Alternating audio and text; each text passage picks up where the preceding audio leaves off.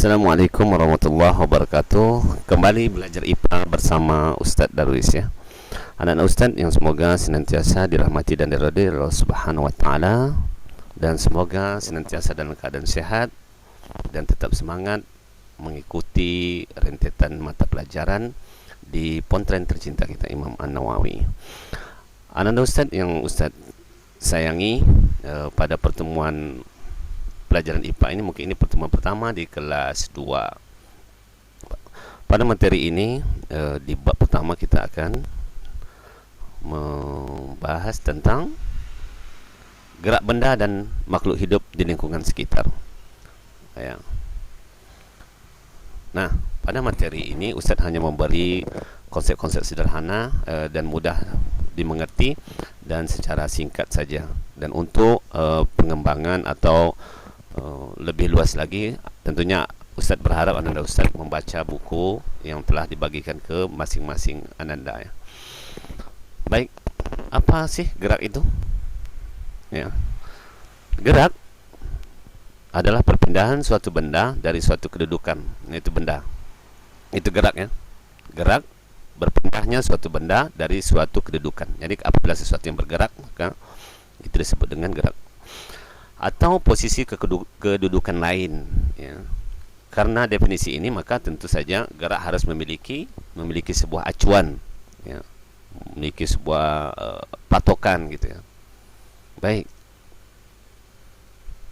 contoh penumpang di dalam kereta. Nah, seperti gambar ini yang Ustadz berikan. Nah, kalau kita lihat dari gambar ini, ada beberapa orang yang di dalam ini yang begitu ramai ya.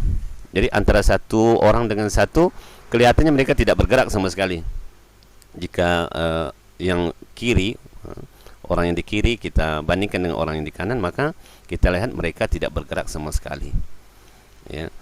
Namun jika kita acukan ya, sebagai acuan yang di luar dari kereta ini, misalnya di luar dari kereta ini ada pohon ya, ada bangunan-bangunan gedung, maka kalau kita acukan kendaraan ini atau kereta ini atau orang ini terhadap bangunan di luar, maka mereka bergerak sebenarnya. Maka kendaraan ini bergerak mengacu kepada bangunan tersebut. Nah, itu sebagai contoh atau ilustrasi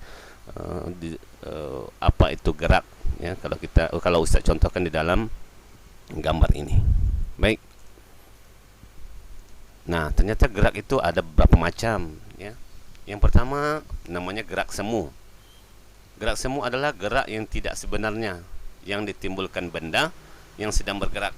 Nah, contoh saat berkendara ya, mungkin Ustadz atau Ananda Ustadz juga pernah mengalami hal seperti ini. Nah, saat kita berkendara, misalnya kita naik mobil atau naik motor, seolah-olah pohon yang bergerak kan, seolah-olah pohon yang bergerak ke arah mobil, padahal yang bergerak itu adalah mobil. Nah, itu disebut dengan gerak semu. Nah, seperti ini gambarnya nih. Kalau kita naik mobil ya, kita di bagian depan, seakan-akan pohon-pohon yang di depan kita ini dia yang bergerak ke arah kita. Nah, itu disebut dengan gerak semu. Ada namanya gerak relatif atau kecepatan relatif. Berarti gerak suatu benda relatif terhadap yang lain, bagi benda lain. Ini suatu benda bisa saja bergerak, namun terhadap benda lain dia diam.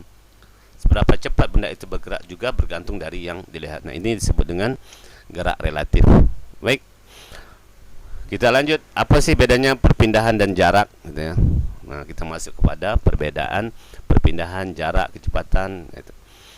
Nah, secara pengertiannya perpindahan adalah perubahan posisi akhir ya, perubahan posisi akhir suatu benda terhadap posisi awalnya, itu disebut dengan perpindahan. Pindah, berubah posisi. Sementara jarak adalah lintasan yang ditempuh oleh benda untuk mencapai suatu titik ya, itu disebut dengan jarak. Sedangkan kecepatan adalah seberapa cepat sebuah benda berpindah dari posisi awal ke posisi akhir ya, ke posisi akhir, itu disebut dengan kecepatan. Nah, sementara kelajuan adalah seberapa cepat sebuah benda menempuh suatu lintasan. Seberapa cepat sebuah benda menempuh suatu lintasan. Itu disebut dengan kelajuan.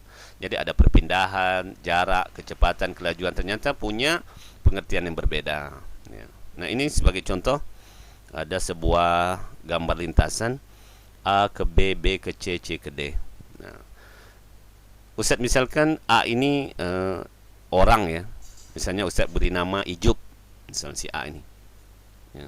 Sementara dari ini kan dari A ke B ada jaraknya nih. B ke C ada jarak, C ke D ada jarak. Sementara A ke D nggak ada jarak, jadi Ustaz kasih aja jarak D ke A itu 25 meter. Dari A ke D 25 meter. Ya. Nah, kita ingin lihat pengertian dari tadi, dari yang Ustaz jelasin. Yang dikatakan perpindahan, yang pertama perpindahan Ijup ternyata hanya 25 meter. Perpindahan Ijup. Jadi jadi Ijup nih bergerak nih dari A ke B misalnya nih. Dari B lagi bergerak ke C. Dari C lagi bergerak ke D. Nah, berhenti Ijupnya di D. Ijup berhenti di D. Maka Ijup dikatakan perpindahan Ijup adalah 25 meter. Karena dia hanya sebatas dari A ke D sebenarnya ketika dia berhenti di sini. Ketika dia berhenti di D, maka sebenarnya dia hanya berpindah dari A ke D itu sepanjang 25 meter saja. Nah, itu disebut dengan perpindahan. Sementara jarak Ijup, nah jarak yang Ijup tempuh nih, tentunya kita jumlahin A ke B 37 ditambah B ke C 20 ditambah C ke D 52. Nah, Ijup sampai ke D ini kalau kita totalkan ya, maka jumlah Ijup itu 134 meter ya, 134 meter. Nah, itu pengertian dari perpindahan, jarak, kecepatan, dan kelajuan. Ya. Baik, untuk lebih jelasnya kita masuk ke bentuk rumus-rumusnya nih ya. Nah, ini pengertian singkat. Kalau perpindahan, ya, kalau dia namanya perpindahan, dia berpindah, maka dia memiliki besar dan arah. Nah, ini perlu diingat ya. Kalau dia berpindah, dia memiliki besar dan arah, ada arahnya. Sementara kalau dia jarak, maka dia hanya memiliki besar saja, ya. Hanya memiliki besar, arahnya nggak tahu, hanya besar saja. Sehingga pada ini perpindahan dan jarak memiliki rumus yang berbeda. Ya, sementara kecepatan, ini kecepatan, ya, rumusnya adalah ini yang di bawah, yang memiliki besar dan arah tadi, disebut dengan kecepatan. Rumusnya adalah perpindahan dibagi waktu. Nah, untuk gampang menghafal rumusnya, lihat. Kalau kecepatan ada huruf P ini, maka dia akan ada P juga di sini, perpindahan. Kalau kecepatan ada perpindahan, ya. Ada P, ada huruf P. Itu cara mengingatnya. Sementara kelajuan yang hanya memiliki besar saja, ya, ini kelajuan. Ada huruf J di situ. Ya, ada huruf J. Perhatikan kursor mouse Ustaz ini, huruf J. Maka kelajuan itu rumusnya jarak dibagi waktu. Kan ada huruf J juga di jarak. Nah, itu untuk memudahkan Anda Ustaz untuk menghafal rumus. Kalau kecepatan ada perpindahan, P ada P. Dan kalau kelajuan ada jarak dibagi waktu. Ada huruf J, ya, ada huruf J. Nah, ini untuk mempermudah saja. Kalau seandainya kita ingin menghafal rumus ini dengan mudah, ya. Baik, kita Ustaz langsung ke contoh soal ya. Contoh soal. Nah, Andi bersepeda ke sekolah yang jaraknya 2 km. Nah, jaraknya dengan kelajuan. Nah, kelajuan tetap 10 km per jam. Jika Andi bergerak dari rumah pukul 6.30, maka pukul berapa Andi tiba di sekolah? Jadi apa yang kita ketahui di sini? Kita ketahui yang pertama adalah jarak. Jarak itu 2 km. Selanjutnya kelajuan. Kelajuan 10 km. Nah, rumus mana yang kita pakai untuk mencari pukul berapa Andi tiba? Berarti kita cari waktu ya. Waktu. Ditanya waktu. Maka kelajuan, ingat kelajuan berarti jarak dibagi waktu kalau mencari kelajuan. Kalau mencari waktu, ya, ini rumus kelajuan adalah jarak dibagi waktu. Nah, kalau kita mencari waktu, maka jarak dibagi kelajuan, ya. Jarak dibagi kelajuan. Maka jarak itu 2 km dibagi 10 km per jam. Nah, kalau kita sederhanakan, sama-sama kita bagi 2.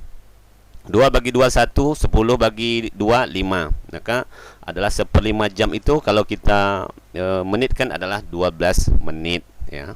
Ini kali 60. 1/5 kali 60 hasilnya 12. Jadi dia 12 menit. Nah, ini contoh soal, ya. Mungkin untuk soal latihan nanti Ustaz berikan dalam bentuk Google Form, ya. Ada 2 buah soal kalau tidak salah nanti. Nah, mohon dijawab dan diisi di sana, ya. Diisi di sana di Google Form yang akan Ustaz lampirkan pada latihan hari ini. Demikian yang ingin Ustaz sampaikan pada materi ini. Selamat mengerjakan, tetap semangat, ibadah jangan lalai, taati protokol kesehatan, pakai masker kalau keluar rumah, ya, cuci tangan jangan lupa, terus hindari kerumunan. Syukran, jazakumullah khair. Assalamualaikum warahmatullahi wabarakatuh.